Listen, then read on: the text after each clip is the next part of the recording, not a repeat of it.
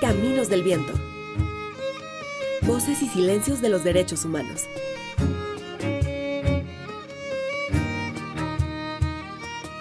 Una producción del Instituto de Derechos Humanos Ignacio Ellacuría e Ibero Radio.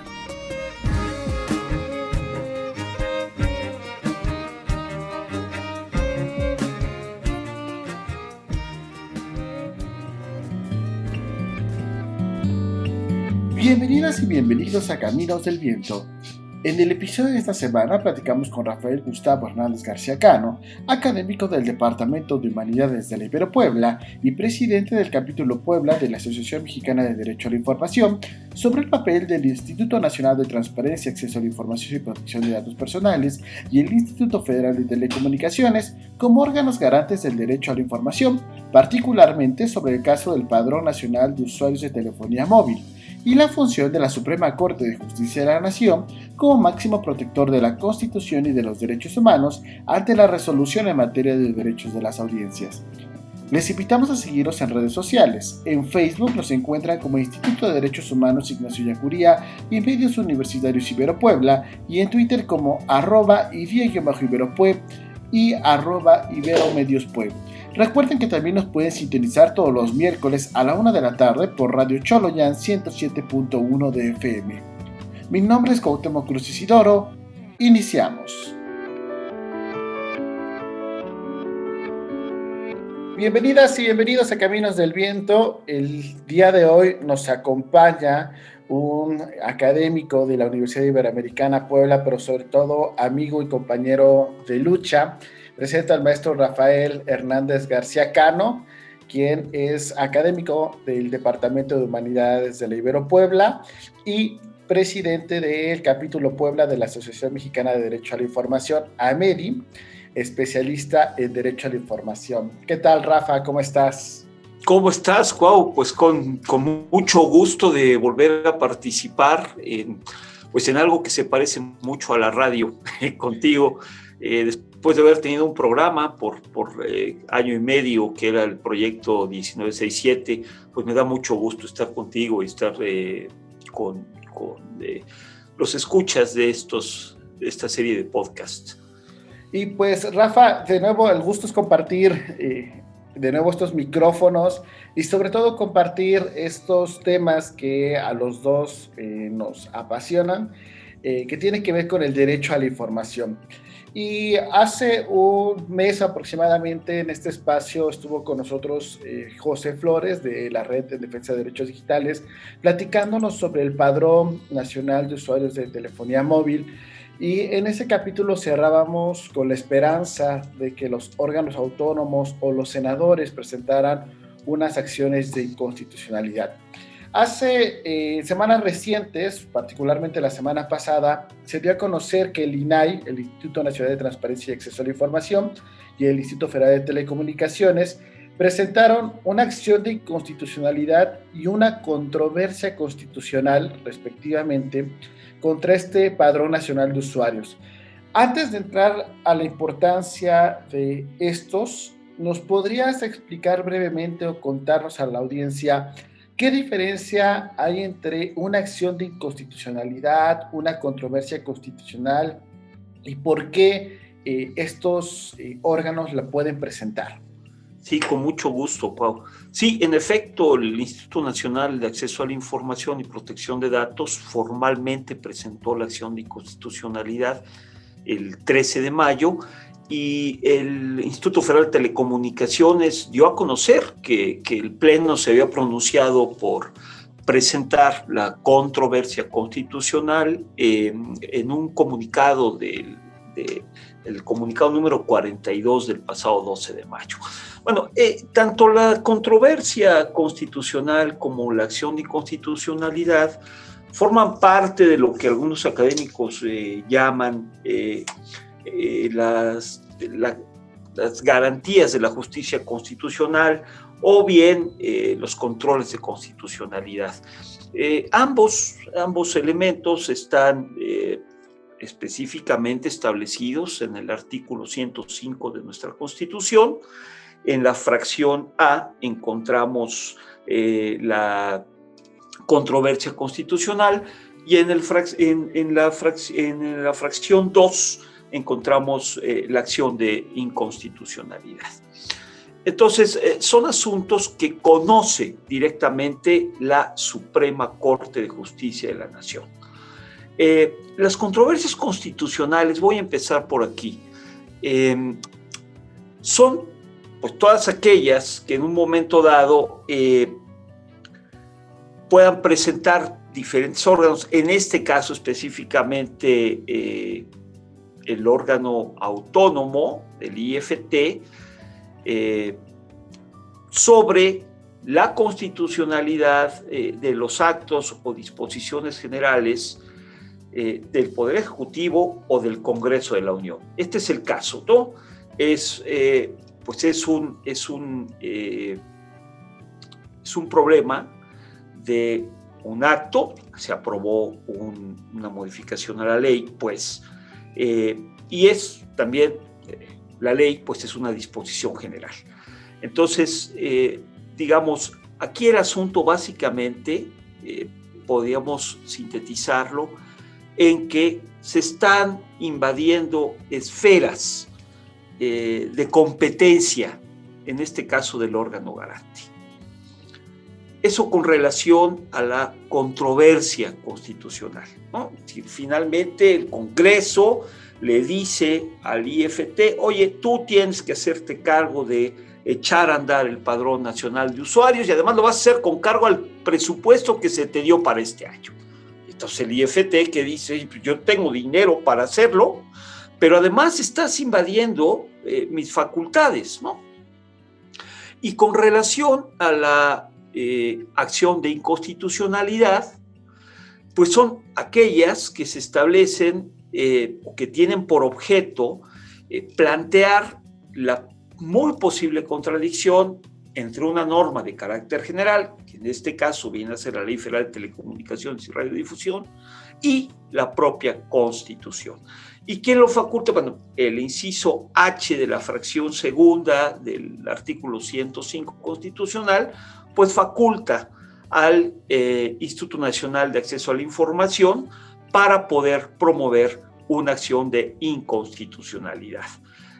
Así lo establece el inciso H, dice el organismo garante que establece el artículo 6 de esta Constitución, y bueno, el organismo garante que establece el artículo 6 de la Constitución es precisamente el Instituto Nacional de Acceso a la Información.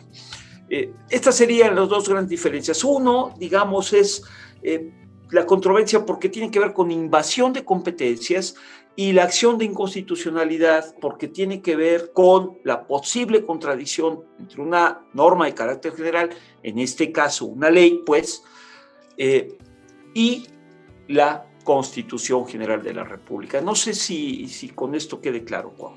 Sí, Rafa, creo que sí nos explicaste como estas dos diferencias. Una, pues tal cual, invade mi facultad, por eso recurro a la Corte, y la otra, al considerar, en el caso del INAI, que esta ley podría ir tal cual, ser inconstitucional, ¿no? Ir en contra de la Constitución.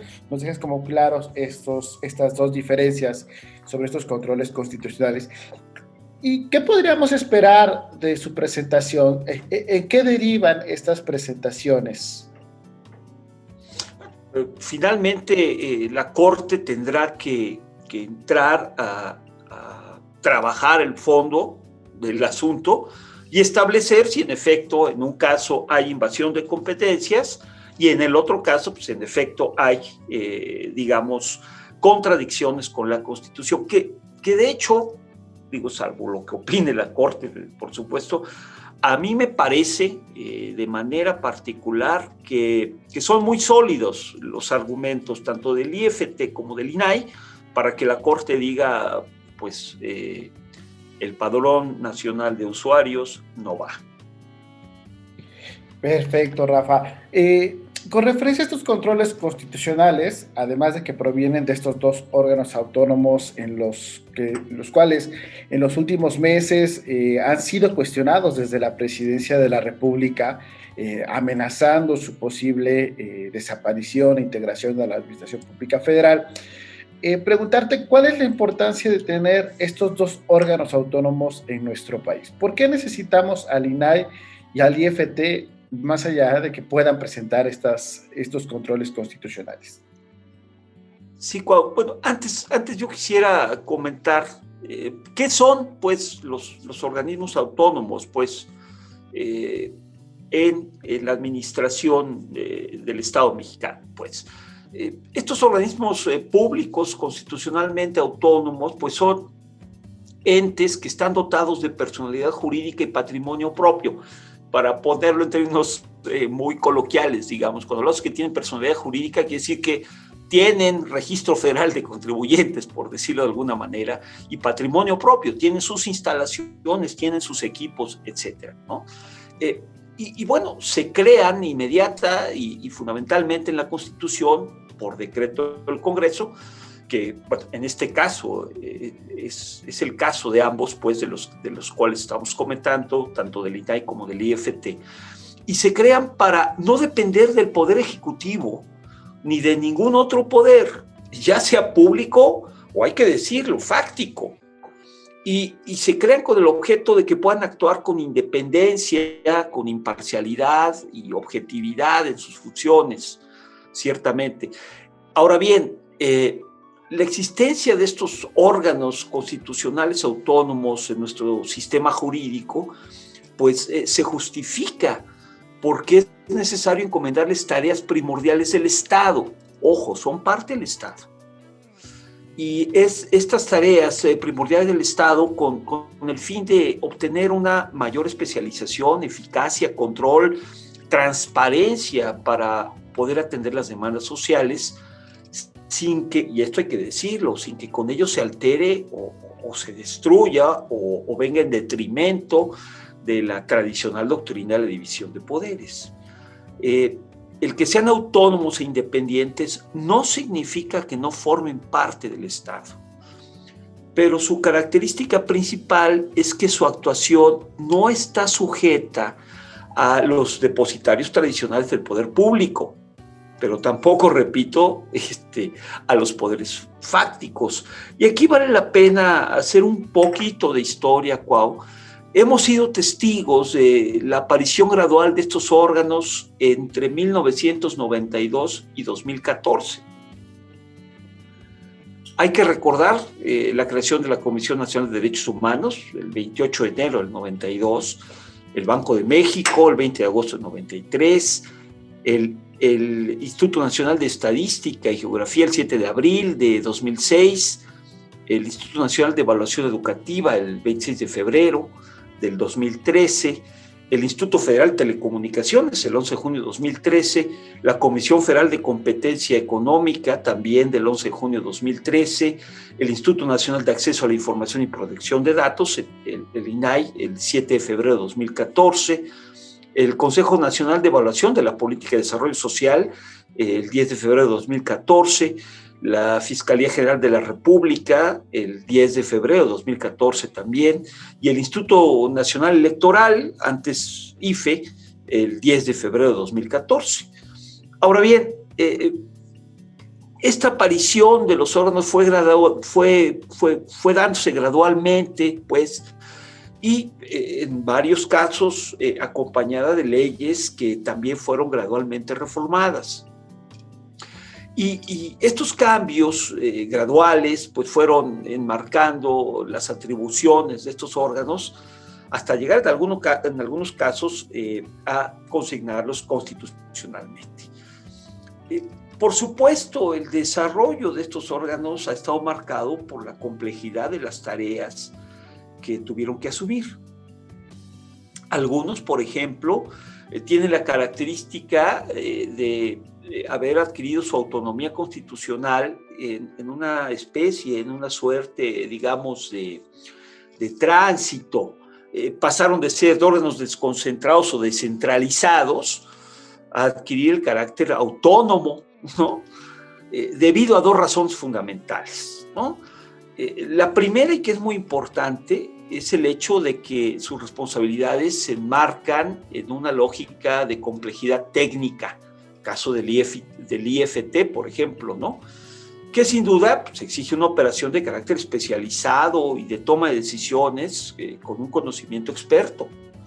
Y la segunda tiene que ver con algo no menos importante, que es la legitimidad que se requería en muchas de estas decisiones, ¿no?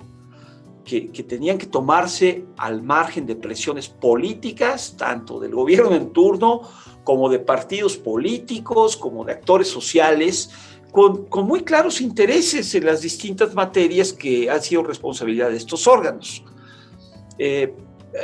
Carlos Matute, un académico, habla de una neutralización, ¿no? Esta neutralización de estos poderes políticos, de poderes fácticos en la toma de algunas decisiones, pues significará en los hechos que estos órganos llevan a cabo tareas que requieren de que no exista una relación de subordinación entre los poderes o agentes. Sin embargo, también hay que señalar que la autonomía no se traduce en libertad para hacer lo que quieran, sino en una libertad para hacer lo que los ordenamientos jurídicos, en este caso la Constitución y las leyes secundarias, les imponen a estos órganos. Bueno, yo diría, antes de decir, pues vamos a desaparecerlos, pues la crítica racional tendría que fundamentarse en la pregunta sobre, bueno, ¿qué tanto estos órganos están o no están cumpliendo con el supuesto de llevar a cabo las tareas que en efecto requieren que no exista una relación de subordinación entre poderes o agentes, y qué tanto su autonomía constitucional se traduce en una libertad para hacer lo que los propios ordenamientos jurídicos imponen a estos órganos. El propio, tomando las ideas del propio Carlos Matute, hay que decir que el Estado constitucional de derecho es aquel en el que pues el Estado, como monopolio de la fuerza en manos de pocos hombres dedicados a la política, pues es limitado por un ordenamiento jurídico plural, legítimo, y la gestión de los asuntos públicos es compartida con órganos que no tienen dependencia jerárquica de los poderes tradicionales del Estado. Es esencial que estos órganos tengan autonomía para el desarrollo del ser humano en la sociedad moderna, pues la constante interacción entre órganos que pretenden una autonomía absoluta, es decir, una soberanía, y las colectividades que exigen para sí, y en su caso se les reconoce una autonomía relativa, pues lo que hace es tiende a crear ciertos espacios de libertad a los individuos.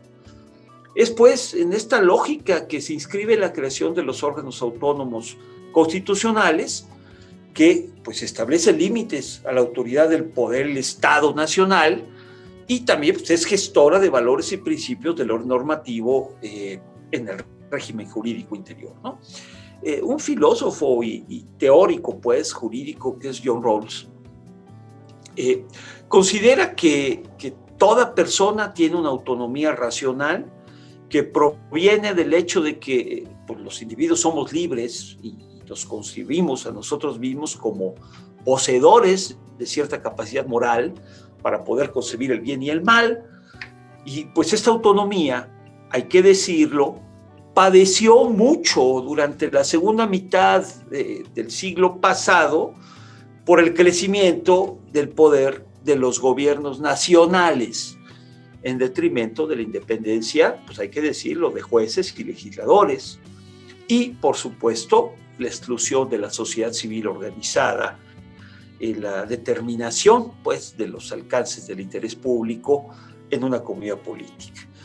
Hay que decir que pues el buen gobierno es precisamente la combinación de la intención genuina de una autoridad, ¿no?, electa por la obtención de un fin compartido por una sociedad determinada, y el respeto pues a las libertades de sus integrantes. Claro, Esto requiere de un arreglo jurídico-político que incluya, y aquí vienen los órganos en cuestión, pues órganos especializados con autonomía derivada de la ley suprema, que no dependan jerárquicamente de los entes representativos, para que sus decisiones sean adoptadas bajo los principios, pues, de, como se ha dicho, de objetividad, imparcialidad, profesionalismo, transparencia, excelencia, pues. Entonces, esa es la importancia de que tengamos los órganos autónomos. Esa es la importancia, pues, en este caso de los que nos ocupan, que es tanto el INAI como el IFT.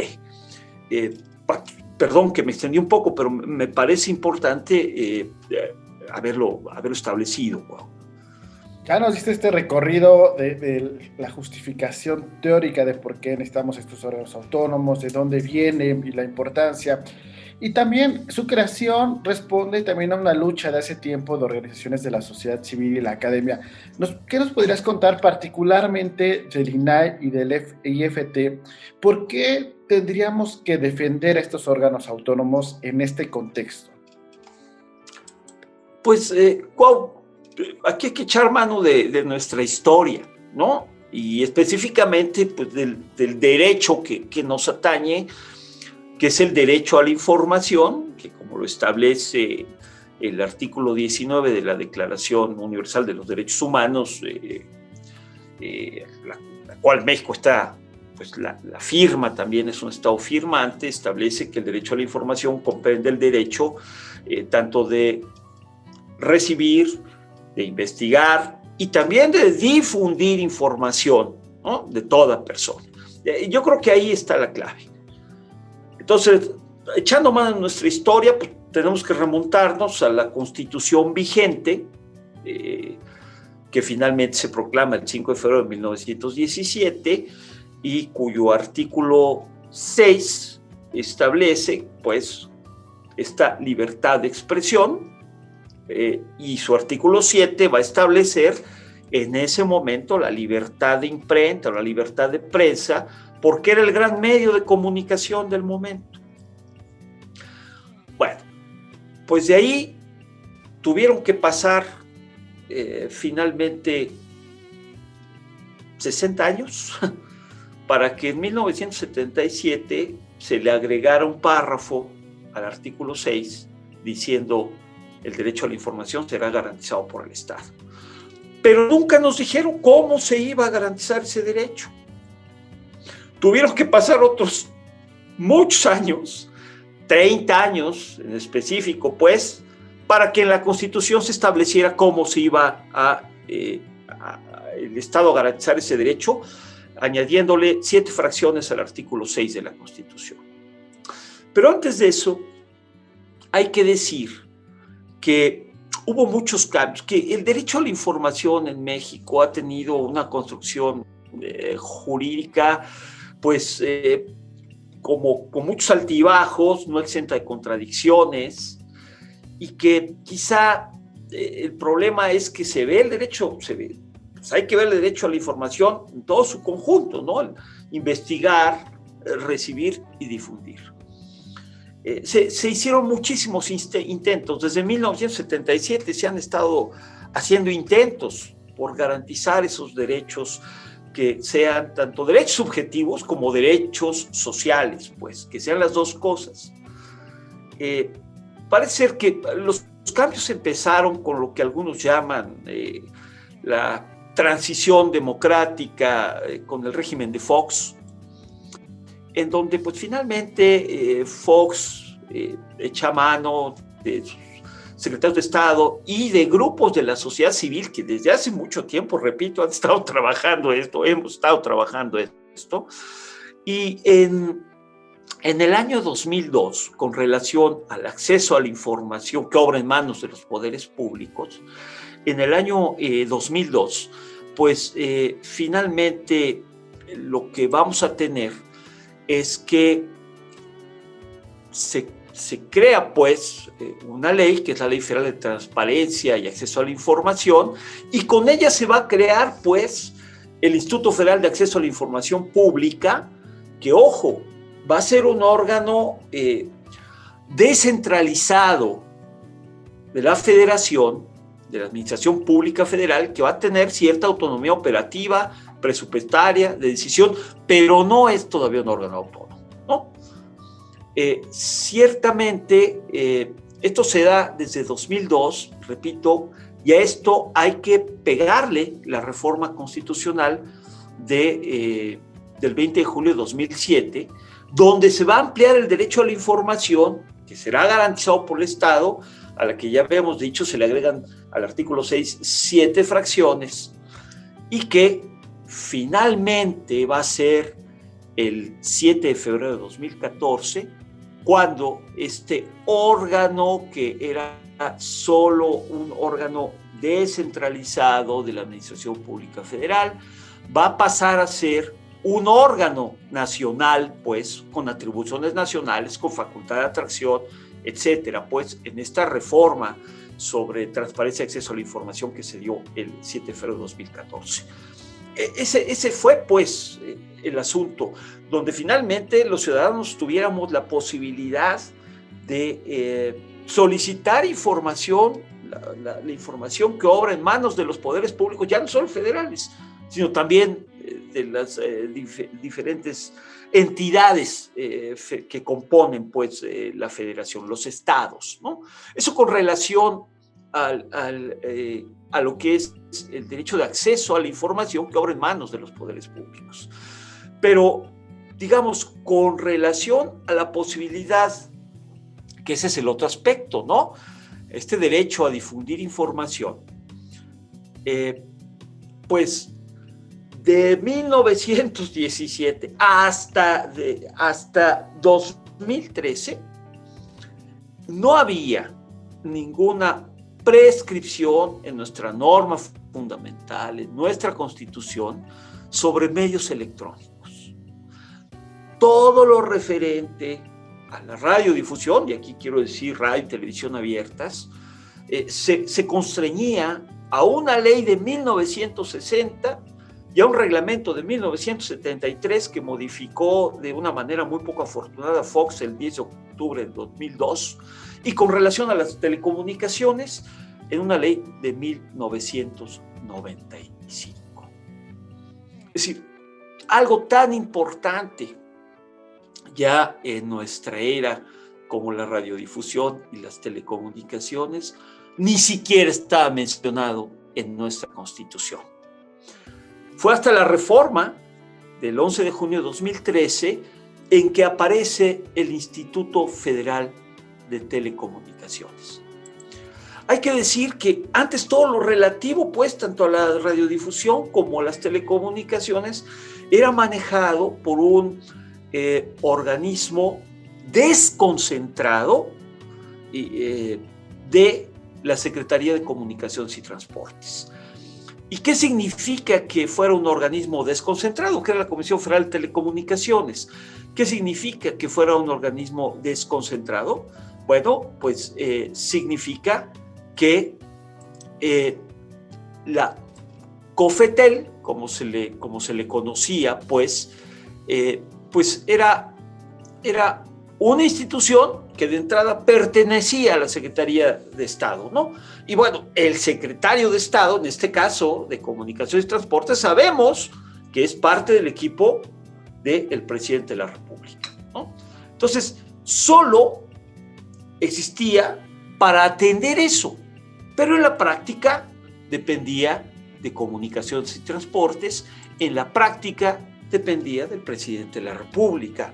Y dice, bueno, ¿qué hay de malo en eso? Mucho porque el principal asunto era la manera en que se otorgaban las concesiones tanto de radio y televisión como de telecomunicaciones. Es decir, pues si al Poder Ejecutivo le parecía bien que alguien tuviera una concesión, pues se la daba, o se la refrendaba prácticamente a perpetuidad, caso de las televisoras, ¿no? Y esto, que tiene que ver con la aparición de los medios electrónicos en nuestro país, en un matrimonio por demás perverso entre los poderes económicos y el poder político en turno, pues fue haciendo? Pues la creación de monopolios.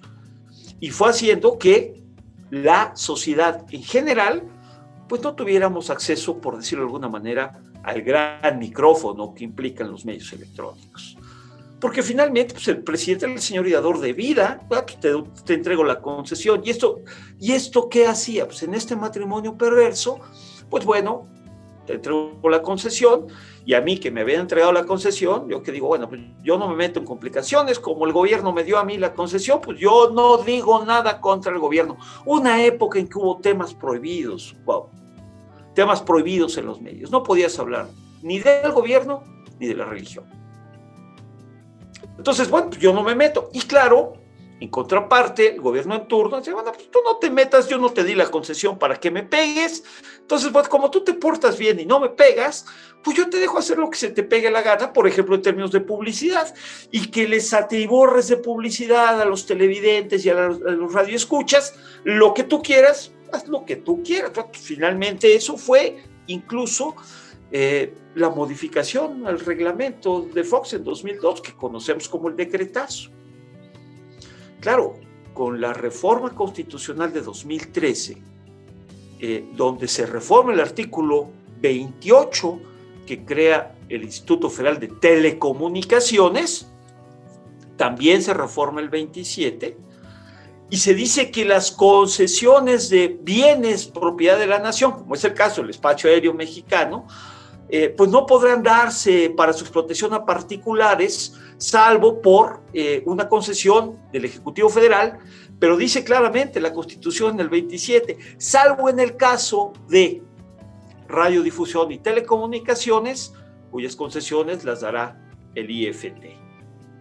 Claro, las está dando un órgano especializado, autónomo, que finalmente no le rinde cuentas ni a los poderes en turno, ni a los poderes fácticos, pues. Por eso es tan importante que exista. Esto no quiere decir que no sea perfectible su actuación, claro, y hay que ser perfectible la actuación, incluso en la manera de seleccionar a los integrantes del Pleno, ¿no?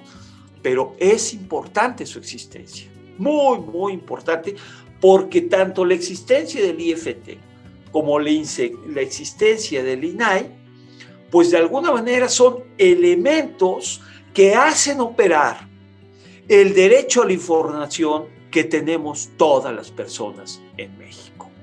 Por eso su importancia, por eso es tan importante que exista. Y ya nos acabas de dar todo este panorama, y ahora sí nos vamos a saltar de tema, o seguimos en el mismo tema, pero no, más bien vamos a cambiar un poco, aprovechando que ya nos explicaste todo este origen, particularmente del Instituto Federal de Telecomunicaciones, y que estamos hablando de la Ley Federal de Telecomunicaciones y Radiodifusión. También con esta reforma de 2013, que es con la que cerrabas todo este recorrido histórico, hubo un gran avance que reconocieron la academia y la sociedad civil en algo que conocimos como los llamados derechos de las audiencias. Hace unos años, también un par de años, hubo una, si no me recuerdo, 2017, hubo una contrarreforma en materia de derechos de las audiencias. La semana pasada se dio a conocer que la Suprema Corte de Justicia de la Nación ratificó un amparo a favor de la Asociación Mexicana de Defensorías de las Audiencias, el cual ordena regresar ciertas facultades al IFT, ¿no? Facultades que se le habían dado en esta reforma que ya nos hablamos de 2013, en materia de derechos de las audiencias. ¿Nos podrías compartir de dónde viene este caso y qué impacto tiene esta resolución de la Corte? Bueno, este caso es un caso que data desde 2010. Bueno, como bien dices, hay que retomarlo ahí. La reforma constitucional de 2013, pues finalmente, constitucionalmente tiene dos puntos fundamentales. El considerar a la radio y a la televisión como servicios públicos, que no estaban considerados servicios públicos de interés general, y por otro lado reconoció lo que llamamos derechos de los usuarios y derechos de las audiencias. Ese es el punto central, ¿no? ¿Qué sucedió? Que se creó, pues, la Ley Federal de Telecomunicaciones y Radiodifusión, finalmente, Y en esta ley, la ley original, que fue del 14 de julio de 2014, los derechos de las audiencias quedaron reconocidos en los artículos que van del 256 al 261, y se le otorgó al IFT la atribución de vigilar el cumplimiento de los derechos de las audiencias y de emitir lineamientos respectivos para ellos. Cuando el IFT publicó los lineamientos en 2016, hay que decirlo, los radiodifusores, televisoras, sus conductores organizaron una campaña mediática contra el organismo regulador en sus respectivos espacios de radio y televisión. Claro, ¿no? Utilizan el radio y la televisión, utilizan una concesión que es propiedad de la nación, finalmente, para llevar agua a su molino. Y bueno, la presidencia de la República, era Peña Nieto el presidente, los senadores pues escucharon pues el clamor de los radiodifusores, y entonces interpusieron controversias constitucionales contra los lineamientos, porque supuestamente se invadían funciones, las facultades del IFT. Y entonces, bueno, pues, ¿con esto qué? Se suspendió la vigencia de los lineamientos, y al suspenderse, pues se suspendió la tutela, la vigilancia y la garantía de las audiencias. Aunque ciertamente los derechos seguían, pues, ahí en la ley secundaria. Luego, como bien dices, varios de los propios senadores y diputados que aprobaron la reforma constitucional 2013 y la ley del 2014, muy atentos a lo que querían los concesionarios de radio y televisión, pues aprobaron en 2017 algo que conocemos como una contrarreforma contra nuestros derechos como audiencia. Hay que decir, ¿no? La propuesta fue de un diputado panista, Federico Dorin, y de un diputado de Movimiento Ciudadano, Clemente Castañeda. ¿Y qué hicieron estas modificaciones? Bueno, eliminar algunos de los derechos de las audiencias, especialmente, y hay que decirlo, aquellos que pues se anteponían al modelo de negocio de los radiodifusores, de manera particular de presentar publicidad y propaganda como información noticiosa. Y entonces eliminaron las atribuciones del IFT de vigilar y sancionar las afectaciones a los derechos, y ciertamente la figura de la Defensoría de Audiencias pues se debilitó, sobre todo con relación a su independencia en los medios electrónicos. Claro, ¿qué hicieron estos legisladores? Terriblemente lo que hicieron fue crear un régimen de autorregulación. Es decir, estábamos en una corregulación y ahora pues ellos crean un régimen de autorregulación por encima de los derechos de las audiencias y del regulador. Pues permitieron que los concesionarios emitieran sus propios códigos de ética sin la revisión, sin la supervisión del IFT, y que también pues, estos designaran libremente al defensor de las audiencias. Ese es el Estado, pues. Y entonces, ¿qué sucedió? Pues ante eso hubo amparos, pero de manera particular, la Asociación Mexicana de Defensorías de las Audiencias, la AMDA, que ha sido una organización, es una asociación civil que ha trabajado muy a la par con la Asociación Mexicana de Derecho a la Información, la AMEDI, pues la AMDA presenta un amparo contra esta contrarreforma que finalmente ganó. ¿Sí? Hay que decir, pues, que la Suprema Corte debe ratificar la sentencia. Pero no hay que olvidarnos que también la Suprema Corte tiene que resolver una acción de inconstitucionalidad que presentaron 47 senadores en noviembre de 2017 contra esta reforma o contra esta contrarreforma y que no ha resuelto la Corte, está pendiente. Ahora bien, ¿Qué sucede con este amparo que finalmente otorga la Corte a la Asociación Mexicana del Derecho de las Audiencias? ¿Qué sucede con eso? Bueno, lo que va a suceder es que hay que decir que los efectos de la resolución de la Corte en el amparo consisten en lo siguiente. Primero, la inaplicabilidad del artículo 256 de la Ley Federal de Telecomunicaciones y Radiodifusión en los párrafos impugnados, por lo que regresa la obligación de los concesionarios de ajustar sus códigos de ética a los lineamientos del IFT, que en todo momento deben asegurar el cumplimiento de nuestros derechos como audiencias. Es decir, lo que se está haciendo es suspender este régimen de autorregulación para volver a un régimen de corregulación. Ahora, esta resolución de la Corte implica que el Congreso, una vez notificado, va a disponer de 30 días para dejar sin efecto los párrafos del artículo 256 que se reformaron en 2017.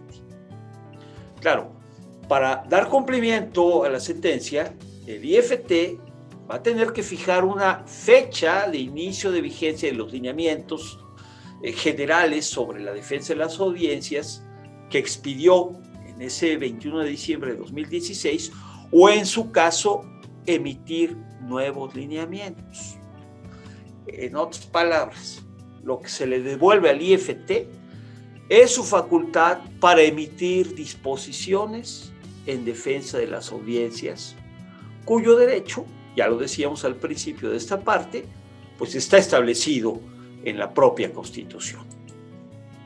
Oye, Rafa, y en varios espacios informativos, la semana pasada y esta semana leí yo la columna de Carlos Marín, creo que de ayer, y escuchaba a Javier Tejado Donde, que está muy vinculado a una televisora. Sí, a Televisa. A Televisa, que esta decisión de la Corte podría poner en riesgo la libertad de expresión, ¿no? Y particularmente decían en el tema de la diferenciación de opinión sobre información, y que podía representar un gran atentado contra la libertad de expresión, que cómo íbamos a diferenciar en programas informativos o en el caso del fútbol. ¿Es cierto esto? ¿Hay algún riesgo para el derecho a la información y la libertad de expresión? En absoluto, Cuau. Y aquí yo creo que tendríamos que ver dos cosas. Primero, estos señores no están bien informados y no se ponen a leer las cosas, o claro que están bien informados. Alguien como Tejado Donde, ¿tú crees que no está informado? Claro que está informado. Lo que sucede es que mienten. Decir verdades a medias es mentir, Juan. La resolución de la Corte en el caso del amparo a la Asociación Mexicana de Defensorías de las Audiencias no toca esa parte. No se mete con esa parte de decir que hay que distinguir la información del comentario y de la publicidad. No lo toca, en absoluto. Ahí está la sentencia de la Corte. No lo toca.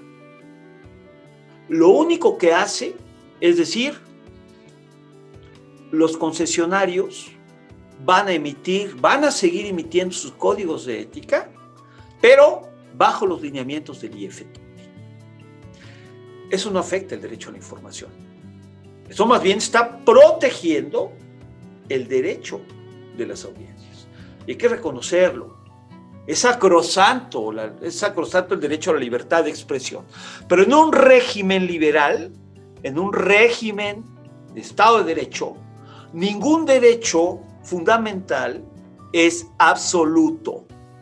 Todos tienen límites. Y todos tienen límites para que mi derecho fundamental a expresar, pues no avasalle los derechos fundamentales de otros a recibir cierta información. Entonces, esto que dicen en sus espacios aquellos que están, pues, ciertamente muy interesados en su modelo de negocio, es falso. la sentencia de la Corte con relación al amparo de la Asociación Mexicana de Defensoría de las Audiencias no toca esa parte. Solamente le está devolviendo al IFT su facultad para que establezca los lineamientos, ojo, de los códigos de ética, que sí es muy importante. Wow. Pero, bueno, si ya me lo permites, yo diría de entrada en la ley federal, aunque se establezca, a mí me parece absurdo que algo se quede en códigos de ética. No, eso debía estar normado fuera de un código de ética, debía estar normado en la ley. Pero ese es mi punto de vista, ¿no? ¿Y por qué? Porque finalmente un código de ética te obliga a ti mismo, pues, ¿no? Hay que decirlo tal cual. Oye, si yo te estoy dando una concesión, la concesión es en estos términos, sí, respeto tu libertad, pero tú tienes que respetar esto, si no, no hay concesión. Pero bueno, volviendo a la pregunta que me hacías, Cuau. No, la sentencia de la Corte con relación al amparo de la Asociación Mexicana de Derecho a la Información no tiene que ver nada con este asunto de que se devuelve a la ley el asunto de diferenciar entre opinión, noticia y publicidad. No, eso no lo toca. Por desgracia no lo toca, ¿eh? Lo único que hace es que los concesionarios tendrán que ajustarse a los lineamientos que el IFE establecerá para elaboración de los códigos de ética que tendrán que elaborar ellos mismos. Es decir, se acaba con este absurdo régimen de autorregulación para volver a un régimen de corregulación. Hay que decir que en la acción de inconstitucionalidad que todavía no devuelve, que todavía no resuelve la Corte, esta acción de inconstitucionalidad de los 47 senadores de 1917, ahí sí, en esa acción de inconstitucionalidad, sí este asunto de la diferenciación entre información, publicidad y opinión. Pero eso todavía no lo resuelve la Corte. Ese es otro boleto, mi querido Juan. Y ya para cerrar, Rafa, agradecerte también todo este espacio y no robarte más de tu tiempo. Recordando principalmente el caso que conocemos como el modelo Peña Nieto y el papel que jugaron las televisoras cuando se incorporaron a la Ley Federal de Telecomunicaciones y Radiodifusión estos dos derechos de las audiencias, particularmente entre diferenciar opinión de información y en distinguir qué era publicidad dentro de los espacios informativos, pues lo calificábamos como un avance justo para romper con este modelo Peña Nieto. En el contexto electoral que estamos viviendo, con la ley federal que tenemos actualmente, con la acción de inconstitucionalidad que está por resolverse, ¿cuál es la importancia de los derechos de las audiencias en términos político-electorales? Bueno, ojalá y la Corte resolviera antes de las elecciones. Ojalá y la Corte resolviera esta controversia, mejor dicho, esta acción de inconstitucionalidad antes de las elecciones para que los concesionarios estuvieran obligados a hacer esta distinción entre información y comentario.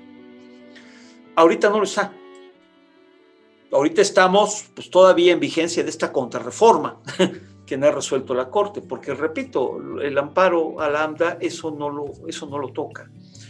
Y aquí es muy importante porque ciertamente al no haber esta obligación de distinguir entre información y opinión, pues vamos a estar llenos de opiniones. Y aunque la ley electoral es muy clara en este asunto de cuidarse mucho de los proselitismos y no hacer campaña y demás, pues no faltará, y ya hace rato citaste algunos de los comentólogos, ¿no? Pues van a estar tomando información y también pues, emitiendo su opinión, llevando agua a su molino. Pues, ahí está Ciro Gómez Leiva, ahí está López Dóriga y todos ellos, pues. Por eso es tan importante como derecho a las audiencias esta distinción entre esto es información y esto es mi opinión. Yo creo que no les cuesta nada darle información. La nota es esta, punto. Ahora bien, en mi opinión, y me suelto, pero sí distinguirlo. Sí distinguirlo, ¿no? Vamos, creo que ese es un derecho de las audiencias, que podamos tener esa claridad entre lo que es información y entre lo que es la opinión del comentarista o del lector de noticias en turno, sobre todo, pues en un proceso electoral. Lo sabes, Cuau, lo sabemos, los procesos electorales se prestan para que cada quien pueda llevar agua a su molino, conforme les convenga. Entonces, aquí sí, este golpe que se nos dio a las audiencias, pues pesa, y pesa muchísimo en los procesos electorales. Ojalá y la Corte, digo yo, resuelva antes del proceso electoral. Lo veo difícil, ciertamente, lo veo difícil que ahora que se metan a resolver, pero bueno, sería ideal, pero lo veo difícil porque una resolución de la Corte en sentido favorable a las audiencias, pues va a levantar ahí una ámpula enorme en pleno proceso electoral que va finalmente a contaminar todo el proceso, más de lo contaminado, de lo que ya está.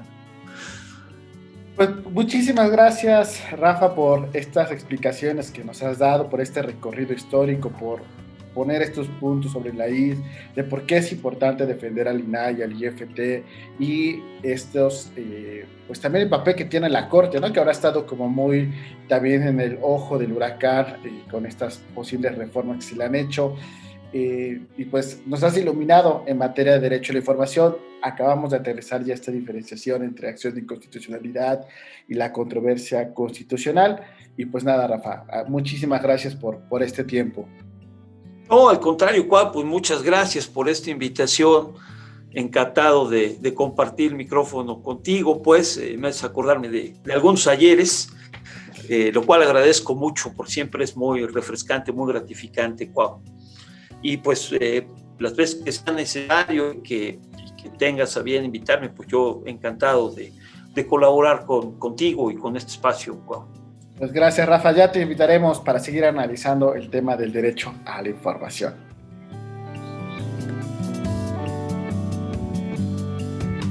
Así llegamos al final de un capítulo más de Caminos del Viento.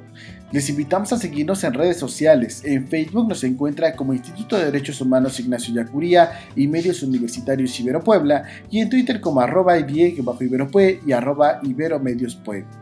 Recuerda que tenemos una cita todos los jueves en punto del mediodía a través de las diferentes plataformas digitales y todos los miércoles a la 1 de la tarde por Radio Choroyan 107.1 de FM. Mi nombre es Cuauhtémoc Cruz Isidoro y a nombre del Instituto de Derechos Humanos, muchísimas gracias por su preferencia. Hasta la próxima.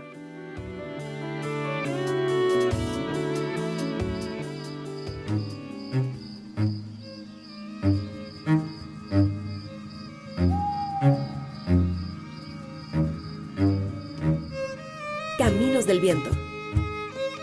Voces y silencios de los derechos humanos.